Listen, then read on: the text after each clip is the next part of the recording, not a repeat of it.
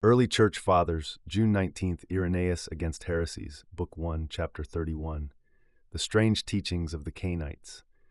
Some of these heretics go so far as to claim that Cain was not born from below, but came from a higher divine power. Alongside Cain, they count Esau, Korah, the Sodomites, and others usually considered wicked as their spiritual relatives. They claim that these figures were attacked by the Creator simply because they came from another source, but that none of them were actually harmed. Sophia, they say, would retrieve what was hers from among them. They even teach that Judas Iscariot knew this truth better than anyone else, and that by betraying Christ, he fulfilled a divine mystery. According to them, Judas caused both heaven and earth to be shaken by this act. They've even written a fraudulent account of these ideas and call it the Gospel of Judas, a gospel that glorifies evil. I've collected some of their writings myself. In them, they call for the rejection of everything done by Hystera, a figure they identify as the creator of heaven and earth. Like the followers of Carpocrates, they argue that no one can be saved unless they've committed every type of sin and gone through every experience. They claim that during each sinful act an angel is present, guiding them to boldly transgress and become defiled. Whatever the action, they say it in the name of the angel. O angel, I act by your power. O force, I carry out your will. They insist this is the pinnacle of knowledge. They rush headlong into unspeakable deeds, calling it enlightenment. Why their exposure matters. I had to make all of this clear, because these beliefs show that the Valentinians are spiritual descendants of such corrupt roots. My hope is that by laying their doctrines bare, some might repent and return to the one true Creator, God, the Maker of all. Others, seeing this evil for what it is, may not be fooled by their persuasive but deadly teachings. They promise secret knowledge, greater than what's known in the Church, but their ideas are actually empty and arrogant. To show their teachings in plain light is already a defeat for them. Anyone who studies what they say will naturally recoil from it, not because I tell them to, but because truth has a power of its own to expose darkness. Drawing the beast into the light. That's why I've worked hard to expose the rotten body of this sly little fox. Once its hiding place is uncovered, it doesn't take much effort to defeat it. It's like a wild beast hiding in a forest, tearing through people whenever it wants. When someone beats the bushes and forces it out into the open, the goal isn't to chase it down by oneself, but to make it visible. Then everyone can stay clear, throw their spears, and help bring it down together. In the same way, now that their secret teachings have been exposed, you and your companions are equipped to tear their doctrine apart and build up the truth in its place. As promised, and as much as I'm able, I will go on in the next book to refute their teachings point by point.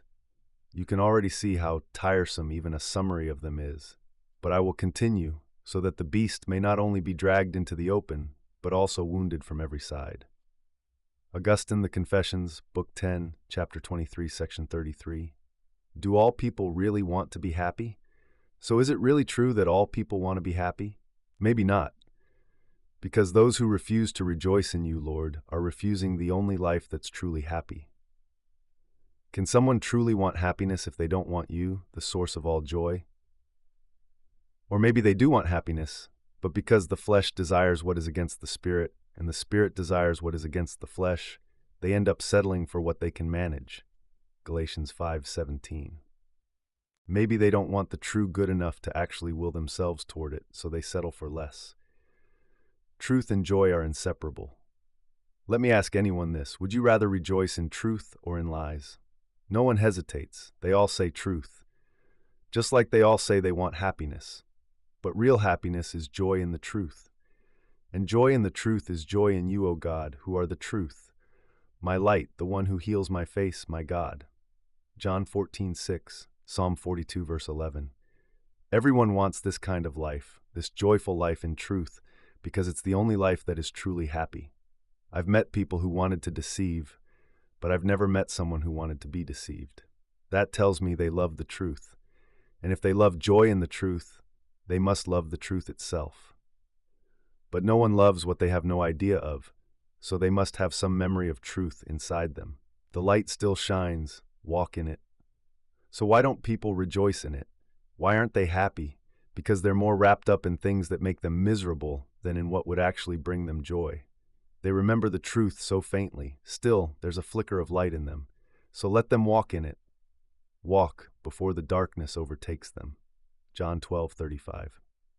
Thomas Aquinas, Summa Theologica, Part 1, Question 85. Article 1. Does the human intellect understand corporeal things by turning to the phantasms? Objection. It seems the intellect does not need to turn to phantasms, images formed by the imagination, in order to understand material things.